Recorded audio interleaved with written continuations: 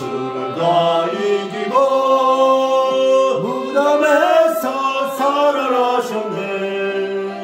어두움을 이기시고 나와서 성도와 함께 길이 다스리시네. 사셨네 사셨네 예수 다시 사셨네. 헛되이 지키네 예수 내 구주. 헛되이 봉하네 예수 내 주. 원수를 다 이기고 무덤에서 살아나셨네. 어두움을 이기시고 나와서 성도와 함께 길이 다스리시네. 사셨네 사셨네 예수 다시 사셨네. 거기 못 가두네 예수 내 구주.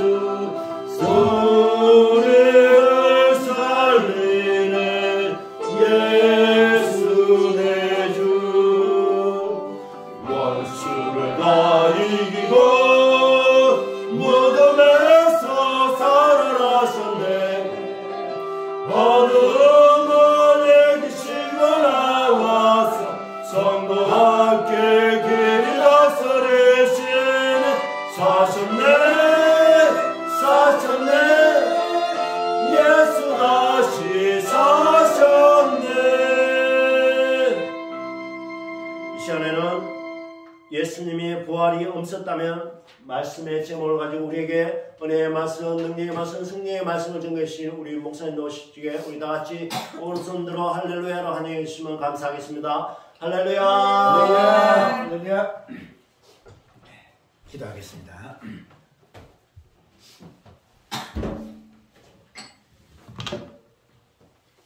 예수님 감사합니다. 오늘 이렇게 고난주간을 지나게 하여 주시고 안식 후 첫날 새벽 미명에 우리 예수님께서 담대하게 부활하신 부활의 주님을 찬양합니다. 주님, 이제 우리가 부활 신앙으로 나아갈 수 있도록 인도하여 주시옵소서. 우리들이 아버지 앞에 믿음 생활에 나가면서 너무나도 미지근한 생활을 했고 너무나도 죽어있는 삶을 살아드렸습니다. 주님, 이 시간에 이제 완벽하게 영육간에 부활하신 주님을 찬양하면서 이제 그 부활의 신앙으로 우리의 생활이 부활이 되며 우리의 믿음이 부활이 되는 놀라운 역사가 일어나게 하게 하여 주시어서 이 부활절을 기점으로 해서 더욱더 생동감 있는 아름다운 믿음 생활에 나가는 우리들이 되게 하게 하여 주신 줄 믿사옵고 예수님 이름으로 기도하옵나이다. 아멘. 할렐루야. 아멘. 자, 우리 한번 옆에 분들하고 인사 나누도록 하겠습니다. 참 잘하셨습니다. 잘하셨습니다. 네, 한 번 더 인사합시다. 은혜만을 받으시기 바랍니다. 은혜만을 받으시기 바랍니다. 오늘도 풍성한 은혜가 임할 줄 믿습니다. 오늘 고린도전서 15장 12절에서 19절에 있는 이 말씀을 가지고 생각해 볼 제목은 예수님의 부활이 없었다면, 예수님의 부활이 없었다면 이라고 하는 제목으로 말씀을 나누도록 하겠습니다. 제가 3월 9일 날 병원에서 퇴원을 했어요. 그래서 오늘 4월 9일이기 때문에 만 한 달이 지났습니다. 그런데 병원에서는 회복 기간이 약 2달 정도는 된다고 했는데 이제 한 달이 지난 지금은 거의 다 회복이 되어진 것 같습니다. 조금 가슴이 두근거리고 그런 것은 있지만 그러나 거의 회복되게 해주신 하나님께 다시 한번 감사를 드립니다. 수술하는 기간 동안에 지난번에도 잠시 간증을 해드렸지만은 정말 예수님께서 그 고통 가운데에서 수술 받는 가운데 우리 예수님께서 오셔서 나만 사랑하라 이렇게 예수님께서 말씀을 하셨고 그리고 내가 너를 고쳐주리라 이렇게 말씀을 하셨고 마지막에 어떻게 말씀하시는가 하면 이제 너는 남아있는 여생 동안 세계 선교를 감당하라 이렇게 말씀을 하셨습니다. 그러니까 간곡한 당부의 말씀, 부탁의 말씀을 저에게 하셨습니다. 그래서 우리 은혜로운 교회가 온 세계 선교하고 구제하고 양육하는 교회라고 표를 정해놓고 있습니다. 그래서 저는 새벽마다 온 세계 선교를 위해서 간절히 기도하고 있습니다. 그래서 우리 은혜로운 교회가 비록 개척교회지만 9가정의 귀한 선교사님들을 후원하고 있습니다. 그리고 앞으로도 더 많이 할 수 있도록 기도의 부탁을 드리는 것입니다. 그렇다면 이렇게 하나님께서 회복시켜 주셔서 이렇게 귀한 주일 낮 예배를 제가 설교할 수 있도록 인도해 주신 하나님 다시 한번 감사를 드립니다. 그렇다면 이제 예수님의 부활이 없었다면 이라고 하는 제목으로 말씀을 나누도록 하겠습니다. 여기에서 우리가 눈여겨볼 것은 무엇입니까? 바로 예수님의 부활이다 그 말이에요.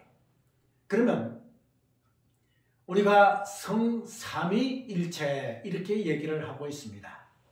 그러면 여기에서 삼위라고 하는데요. 그 삼위가 누구십니까? 바로 성부 아버지 하나님, 성자 아버지 예수님, 감화감동의 아버지 성령님. 그러니까 성부, 성자, 성령. 이것을 바로 삼위라고 하고 또 그 삼위는 일체라고 합니다. 그런데 삼위 중에서 부활에 해당되는 위가 어떠한 위인가? 바로 성자 예수님, 성자 예수님이시다 그 말인 것입니다. 그러면 삼위의 사랑에 대해서 우리가 잠시 살펴볼 필요가 있지요.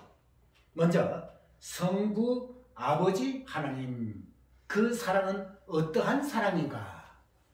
그 사랑은 바로 지난번에도 제가 여러 차례 말씀을 드렸지만 성부 아버지 하나님의 사랑은 둘도 없으신 독생자 예수님을 아낌없이 이 땅에 보내주신 사랑. 할렐루야. 아멘. 이 사랑이다 그 말이에요. 여러분, 독생자 예수, 독생자가 무엇입니까? 그 헬라 원문에 볼 것 같으면 독생자라고 하는 것은 바로 독자라고 하는 말이에요. 독자, 그러니까 우리나라 말로 뭐예요? 외아들, 독자 이런 뜻이죠. 그러니까 하나밖에 없으신 아들, 그 예수님을, 그 영광된 보호자를 뭐예요? 버리시게 하시고 이 낮고 천한 이 땅에 우리들을 위해서 보내주셨다. 할렐루야. 보내주셨다. 그러면 무엇 때문에 보내주셨는가? 희생의 제물이 되게 하기 위해서 보내주셨다. 이거예요. 자, 그러면 희생의 제물이 되게 하기 위해서 이 땅에 보내주시다고 하는데 그 희생의 제물은 바로 십자가를 지는 희생이다 그 말이에요. 내가 죄를 범했기 때문에 내가 죽어야지 되는데 누가 대신 죽어주시는 겁니까? 바로 하나님의 아들이신 예수님이 대신 우리들을 위해서 죽어주시는 것이다 그 말이에요. 그러기 위해서 하나님께서는 독생자 외아들 예수님을 이 땅에 영광된 보호자를 버리시게 하게 하시고 이 땅에 우리들을 위해서 희생의 제물로 보내주셨다. 그러면 예수님의 사랑은 어떤 사랑인가? 간단하게 말하면 그 외아들이라도 보내주신 그 하나님의 뜻에 따라서 죽기까지 순종하신 사랑. 할렐루야. 죽기까지 순종하신 사랑. 이 사랑이다 그 말이에요. 그러니까 너는 이 땅에 내려가서 십자가를 져라. 그럴 때에 한 마디의 토를 달지 않으셨어요. 그대로 이 땅에 오셔가지고 그 낮고 천한 이 땅에 오셔서 십자가를 지시는 그 희생적인 사랑. 이것이 바로 예수님의 사랑이다 그 말이에요. 그러면 성령님의 사랑은 어떠한 사랑입니까? 바로 만군의 주 여호와 아버지 하나님을 나의 아버지, 우리의 아버지, 온 인류의 아버지로 믿게 하게 하여 주신 사랑. 그 다음에 독생자 예수님은 하나님의 아들이시며 우리들의 구주인 것을 우리들에게 믿게 하게 하여 주신 사랑. 할렐루야. 이러한 사랑이다 그 말이에요. 그러니 성삼위의 사랑은 그 사랑이 무한하시고 그 사랑이 한이 없으신 사랑이시다. 이렇게 얘기할 수가 있습니다. 그렇다면 이제 부활에 대해서 우리가 얘기를 나누야만 됩니다. 그러면 부활을 위해서 얘기를 나누려고 하면 바로 성자 예수님, 그 성자 예수님에 대해서 우리가 살펴보아야만 된다 그 말인 것입니다. 오늘 본문에 볼 것 같으면 12절 말씀을 보시기를 바랍니다. 그리스도께서 죽은 자 가운데서 다시 살아나시다 전파되었거늘 너희 중에서 어떤 이들은 어찌하여 죽은 자 가운데서 부활이 없다 하느냐. 이것은 바로 사도 바울이 고린도 교회에 보내주신 편지다 그 말이에요.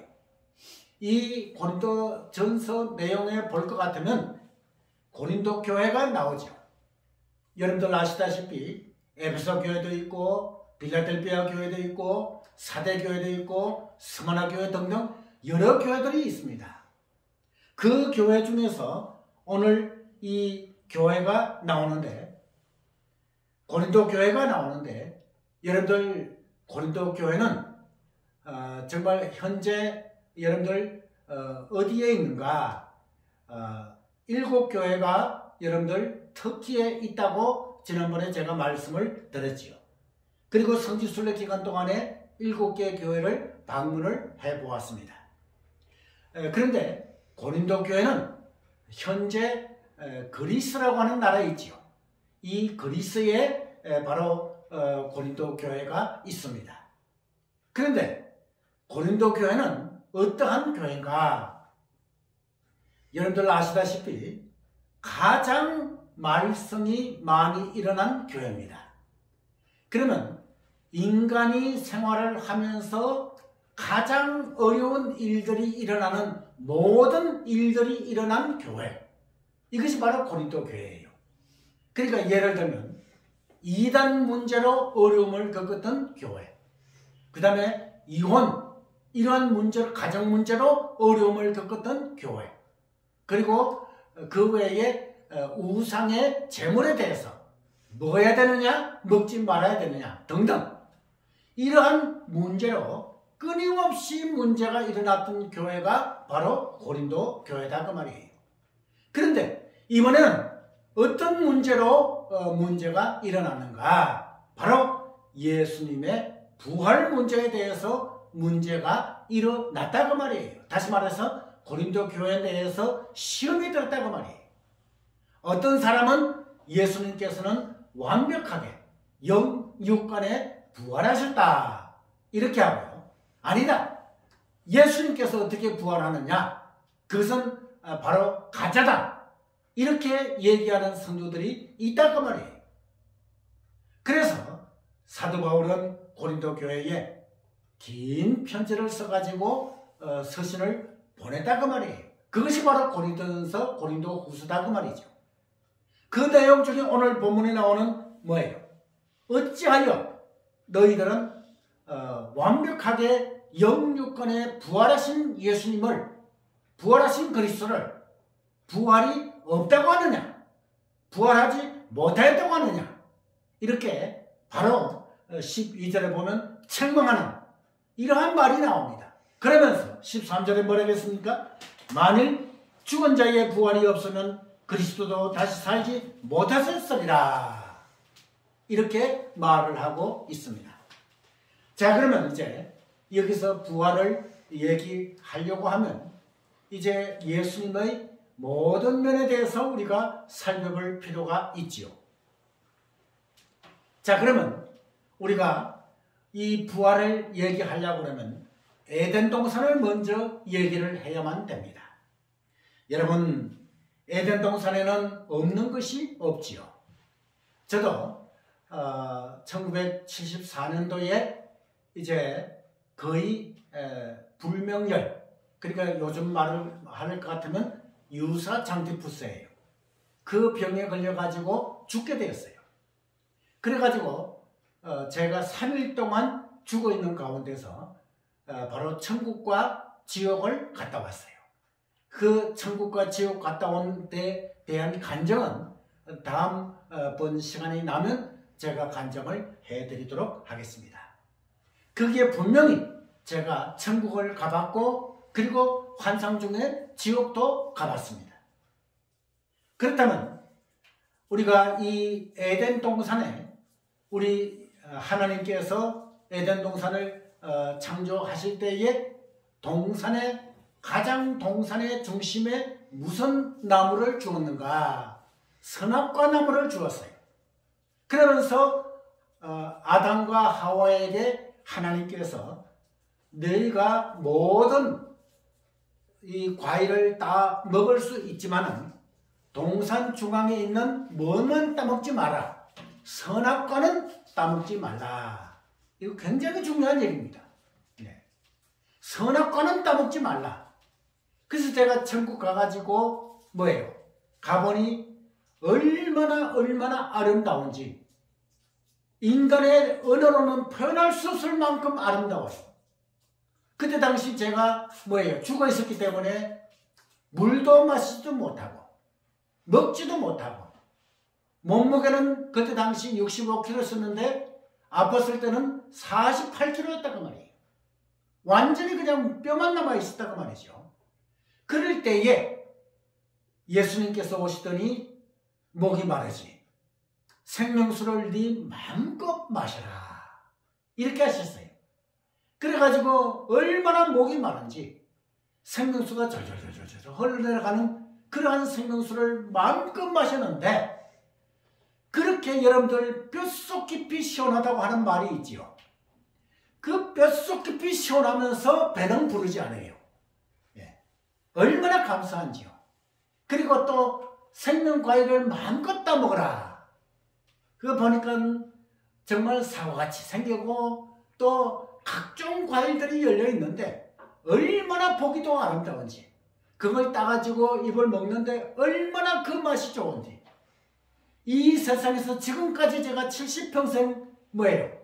먹어보았지만 그때 당시에 먹었던 생명과일의 맛은 느낄 수가 없을 정도로 그렇게 맛이 있다고 말이에요. 그런데 과일 동산 중앙에 있는 뭐예요? 선악과는 따먹지 말라. 이건 하나님과 뭐예요? 아담과의 언약이지요. 약속이지요. 그렇게 하면 내가 너에게 복을 주리라. 이렇게 언약이 되었다고 말이에요. 그런데 마귀의 유혹에 의해서 하와는 결국은 유혹에 넘어갔고 결국은 그 선악과를 따먹었고 남편인 아담에게도 그 선악과를 따먹으라고 했다고 말이에요. 그러니까 아담은 그 선악과를 따먹자마자 뭐가 이 세상에 들어왔습니까? 죄가 들어왔다고 말이에요. 예, 죄가 들어왔다고 말이에요. 여러분들 로마서에 뭐라고 말씀하고 있습니까? 죄의 삭은 뭐라고 했어요? 사망이다. 여러분들 얼마나 무슨 얘기인지 모릅니다. 죄의 싹은 사망이다. 그러니까 죄를 지면 뭐예요? 죽는다는 거예요. 그러니까 구약시대에는 죄를 범하면 죽었다고 말이에요. 그렇기 때문에 죄를 범하고 난 뒤에 보니까 하나님께서 보니까 모두 다 죄를 범하기 때문에 다 죽어야 돼요. 그래가지고 이거 이렇게 해서는 안 되겠다 해서 내신 제도가 뭡니까? 구약시대의 제사제도다 그 말이에요. 죄를 지은 사람이 직접 죽어야지 되는데 직접 죽었다 보니까 모두 다 죽게 됐어. 그렇기 때문에 이것을 살 방법이 없느냐 이렇게 생각해 보니까 뭐예요? 짐승을 잡아가지고 짐승을 번제라든지 화제라든지 화목제, 속건제, 속죄제 이런 제사를 드리면 사람이 죽어야지 되는데 뭐예요? 대신 양이라든지 염소라든지 소, 비둘기 이런 것들이 죽으면 그 죄가 사함을 받는다. 이것이 바로 제사제도란 말이에요. 그래서 내가 죽어야지 되는데 짐승이 대신 뭐를 흘리면서 피를 흘리면서 죽었다고 말이에요. 그래서 그 제사를 받으시고 하나님께서는 그 지은 죄를 용서해 주셨다고 말이에요. 이것이 구약시대의 제사제도라고 말이에요. 그런데 계속해서 그렇게 할 수는 없다고 말이죠. 그렇기 때문에 이제 예수님께서는 신약시대 그러니까 예수님께서 마리아의 몸을 빌으셔가지고 뭐예요? 이 땅에 오신 약 2000년 전 그때 우리가 생각해보면 왜 예수님께서는 이 땅에 마리아의 몸을 빌으셔가지고 뭐예요? 완벽하신 사람으로 이 땅에 오셨는가? 자, 그 길밖에는 없다고 말이에요. 그게 무슨 얘기냐? 여러분, 아담이 죄를 범했으면 아담이 죽어야지 돼요. 그런데 이 세상에 그 죄를 씻을 사람은 사람이어야지 되는데 뭐가 없어야 돼요? 죄가 없어야 돼요. 그러니까 죄를 범했으면 그 죄를 갚아야 되는데 그 죄를 갚으려고 하니까 죽어야 된다고 말이에요. 그런데 이제 그 죄를 아담의 지은 죄를 사해 주려고 하니까 똑같은 사람이 있어야지 되는데 그 똑같은 사람은 바로 죄가 없어야 된다고 말이에요. 그렇기 때문에 하나님께서는 이 땅에 뭐예요? 마리아의 몸을 빌으셔서 성령으로 잉태되게 하시고 예수님을 이 땅에 완벽하신 사람으로 보내주셨다고 말이에요. 어떤 목사님들은 말씀을 전가하는 가운데 뭐예요? 사람의 몸을 예수님께서 입으시고 이 땅에 오셨다. 그 말은 틀린 말이에요. 신학적으로는 사람의 몸을 입으셨다. 그건 틀린 말이에요. 다시 말해서 사람의 몸으로 오셨다. 이게 정확한 말입니다. 그러니까 완벽하신 사람으로 이 땅에 오셨다. 그리고 예수님은 뭐예요? 인성과 뭐예요? 신성을 소유하셨지요. 그렇기 때문에 완벽하신 사람이신 동시에 완벽하신 하나님의 본체시다. 이렇게 얘기할 수가 있다고 말이죠. 그러면 이제 아담이 죄를 범함으로 아담과 똑같은 사람이 죽어야지 되는데 그 죄를 용서 받으려면 죽어야지 되는데 죄가 없어야 된다. 그런데 이 세상 사람들 중에 아무리 눈 닦고 찾아보아도 죄가 없는 사람이 없어요.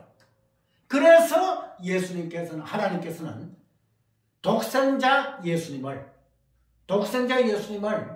사람의 몸으로 태어나게 하시고, 그리고 대신 죽어야지 되기 때문에 십자가에서 죽게 하게 하셨다 그 말이에요. 그렇기 때문에 여러분들, 예수님 태어나시기 800년 전에 이사야 선지자를 통해서 뭐라고 예언했습니까? 그가 찔리면 우리의 허물을 인하며 그가 상하면 우리의 죄악을 인합니다. 이렇게 메시아에 대해서 예언해 놓은 이러한 귀절들이 구약의 이사야 선지자의 이사야서에 나온다 그 말이죠. 자, 그렇다면 어떤 사람은 그렇습니다. 왜 하나님께서는 못하실 능력이 없으시기 때문에 아담이 범한 죄악이 이 땅에 관정함으로 죄가 가득 찼다. 그래서 하나님께서는 단번에 하나님의 요술방망이로 얕해가지고 그 죄를 없이 하게 하실 수 있으시지 않으시는가, 이렇게 얘기를 합니다. 그거는 아니 된다 그 말이죠. 그런 방법은 있을 수가 없다 그 말이에요. 그렇기 때문에 마지막으로 하나님께서 방법을 만들어내신 것이 예수님께서 완벽하신 사람으로 이 땅에 보내주셔가지고 대신, 아담 대신 예수님을 죽게 하게 하셔가지고 우리를 구원해 주시는 이러한 방법으로 예수님을 보내주시다고 말이에요. 할렐루야. 네. 자, 그래서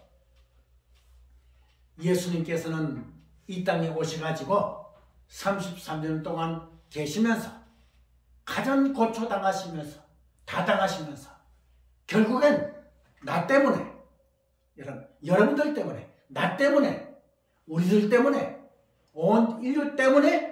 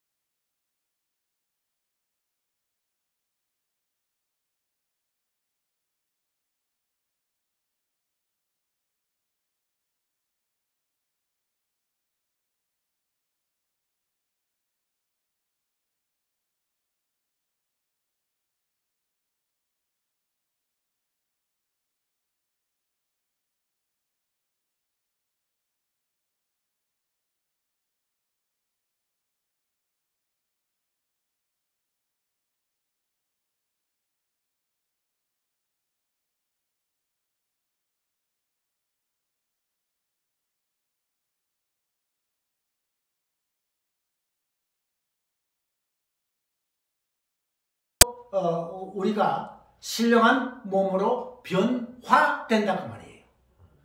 자, 여러분들 이제 궁금하죠?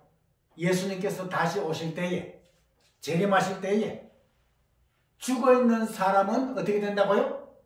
부활한다 그래요. 왜? 예수님께서 부활하셨기 때문에. 죽어있는 자도 부활하는데 죽기 전에 그 모습으로 부활하느냐? 그게 아니에요. 신령한 몸으로 부활한다. 할렐루야. 이 성경에 가르쳐 놓고 있어요.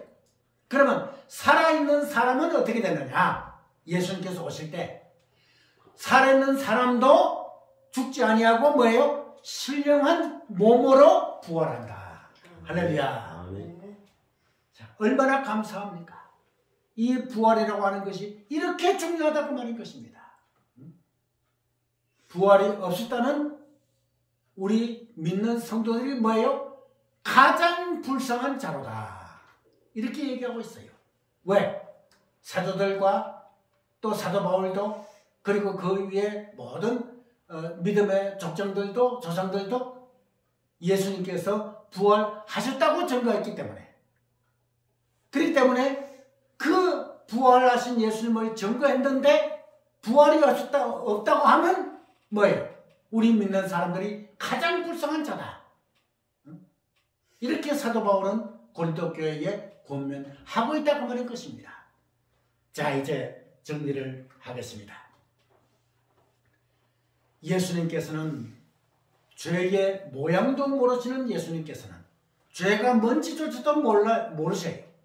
그런 예수님께서는 아담이 범한 죄를 대신해서 아담 대신에 제2의 아담으로 오셔가지고 이제 이 땅에 계시면서 그 썰고 아프신 십자가를 지심으로